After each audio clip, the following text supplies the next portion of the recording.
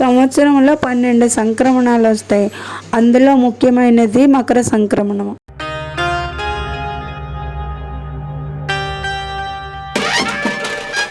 అందరికీ నమస్కారం అండి. నేను మీ జయ. యాత్రా విశేషాలకు స్వాగతం. ముందుగా అందరికీ మకర సంక్రాంతి శుభాకాంక్షలు.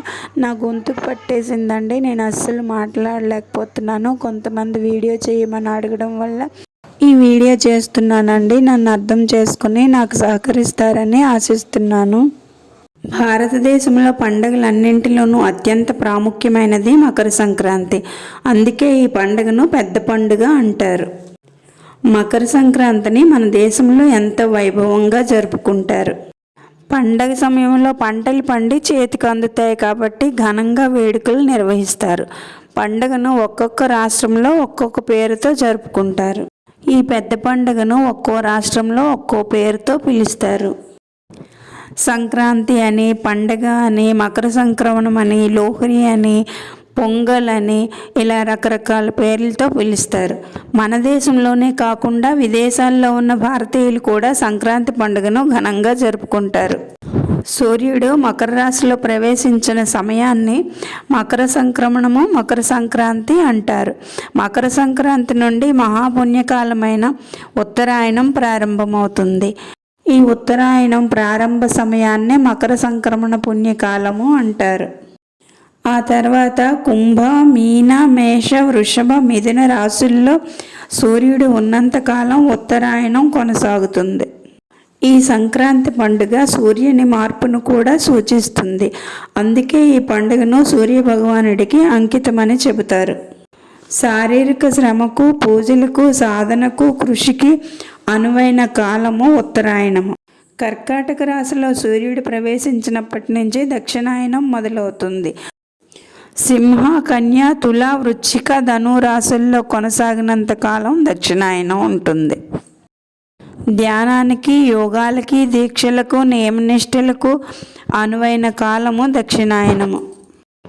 ఒక సంవత్సర కాలము అంటే 12 నెలల్లో దేవతలకు 6 నెలలు దక్షిణాయనం రాత్రిగాను, 6 నెలలు ఉత్తరాయణం పగలు అని మన హిందూ శాస్త్రాలు చెబుతున్నాయి. కనుకనే దేవతలు మేలుకునే కాలము ఉత్తరాయణ పుణ్యకాలము. అందుకనే ఉత్తరాయణ పుణ్యకాలం వరకు ఎదురుచూసి ఉత్తరాయణం ప్రవేశించిన తర్వాత తను చాలించాడు భీష్మ పితామహుడు. ఈ ఉత్తరాయణ పుణ్యకాలం ప్రతి ఏటా జనవరి 14వ తేదీన వస్తుంది. కొన్ని సందర్భాల్లో 15వ తేదీన కూడా వస్తుంది. దీనినే మనము సంక్రాంతి పండుగగా జరుపుకుంటాము. ఈ సంక్రాంతి పండుగ నాడు కొన్ని ప్రాంతాల వాళ్ళు నువ్వులు, బెల్లము, లడ్డూలు తయారు చేసి భగవంతుడికి నివేదన చేసి అందరికీ పంచిపెడతారు. ఇంకొన్ని ప్రాంతాల వాళ్ళు నదుల్లో పుణ్య స్నానాలు ఆచరిస్తారు. మన తెలుగు రాష్ట్రాల వాళ్ళము ఈ సంక్రాంతి పండుగను 3 రోజులు జరుపుకుంటాము. మొదటి రోజు భోగి పండుగ అంటే ఊరికి 4 మార్గాల మధ్యన వేయబడే పెద్ద మంట. ఇంకా అప్పటి నుంచి ఇంతకంటే మరింత వేడితో ఉత్తరాయణ సూర్యుడు రాబోతున్నాడని చెప్పడానికి సంకేతం. దక్షిణాయనంలో ఉండే నిద్ర, బద్ధకం దగ్ధం చేయటానికి సంకేతంతో చీకటిలో భోగి మంట వేస్తారు. ఇంట్లో ఉండే పాత సామాన్లు, కలప సామాన్లు, ఎండు కొమ్మలు ఇలాంటివన్నీ భోగి మంటలో వేసేస్తారు. వీటన్నిటినీ దరిద్రానికి చిహ్నంగా భావించి భోగి మంటలో పడేసి తగులబెట్టేస్తారు. ఇక సాయంత్రం చిన్నపిల్లలకు భోగి పళ్ళ పేరంటం ఏర్పాటు చేస్తారు. ఇక్కడ పేరంటాళ్ళు, బంధువులు సమావేశమై రేగిపళ్ళు, పువ్వులు, చిల్లర డబ్బులు, శనగలు చిన్నపిల్లల తల మీద నుండి వేసి ఆ పిల్లలతో ఉన్న దిష్టిని తొలగిస్తారు. ఈ పేరంటానికి వచ్చిన వాళ్ళకి తాంబూలంతో సత్కరిస్తారు. ఇంకా రెండవ రోజు సంక్రాంతి. ఈరోజు ఆవు పాలతో, కొత్త బియ్యంతో పరమాన్నం చేసి భగవంతునికి నివేదన చేస్తారు. ఈరోజు ముఖ్యంగా చేయవలసిన పని పితృదేవతలకు తర్పణాలు ఇవ్వడం. సంవత్సరంలో 12 సంక్రమణాలు వస్తాయి. మిగతా 11 సంక్రమణాలకి పితృతర్పణాలు ఇచ్చినా ఇవ్వకపోయినా ఈ మకర సంక్రాంతికి మాత్రం పితృతర్పణాలు తప్పకుండా ఇచ్చి తీరాలి. ఈ సంక్రాంతి పండుగ అంటే కొత్త అల్లుళ్ళు కొత్త కోడళ్ళతో ఎంతో సందడిగా ఉంటుంది కాబట్టి పిల్లలకి పెద్దలకి అందరికీ నచ్చే పిండి వంటలను తయారు చేసుకొని సంతోషంగా ఆస్వాదిస్తారు. సంక్రాంతి పండుగ రోజున పల్లెటూర్లలో మనం చూసే ఇంకో సుందర దృశ్యము గంగిరెద్దులను ఆడించే గంగిరెద్దులవాడు. చక్కగా అలంకరించిన గంగిరెద్దును ఇంటింటికి తిప్పుతూ డోలు సన్నాయికి అనుగుణంగా గంగిరెద్దుతో చేయించే నృత్యాలు రమణీయంగా ఉంటాయి. ఆ గంగిరెద్దులు మనం ఇచ్చిన కానుకలను స్వీకరిస్తున్నట్లుగా తలలు ఊపుతూ ధన్యవాదాలు తెలుపుతున్నట్లుగా మోకాళ్ళ మీద వంగటం వంటివి విద్యలు వాటికి నేర్పిస్తారు. అమ్మగారికి దండం పెట్టు, అయ్యగారికి దండం పెట్టు అంటూ గంగిరెద్దుల వాళ్ళు ఎంతో సందడి చేస్తారు. కొత్త ధాన్యం వచ్చిన సంతోషంలో రైతులు వాళ్ళకి ధాన్యం ఇచ్చి సంతోషపెడతారు.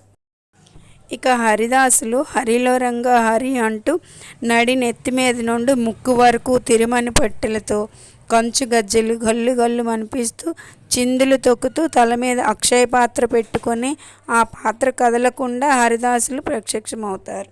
ఇక సాయంత్రం పూట పిల్లలు పెద్దలు అందరూ గాలిపటాలను ఎగరేసి సందడి చేస్తారు. ఇది గుజరాత్లోను మన తెలంగాణ ప్రాంతంలోనూ ఎక్కువగా గాలిపటాలను ఎగరవేయడం కనిపిస్తుంది. ఇంక మూడవ రోజు కనుమ పండుగ.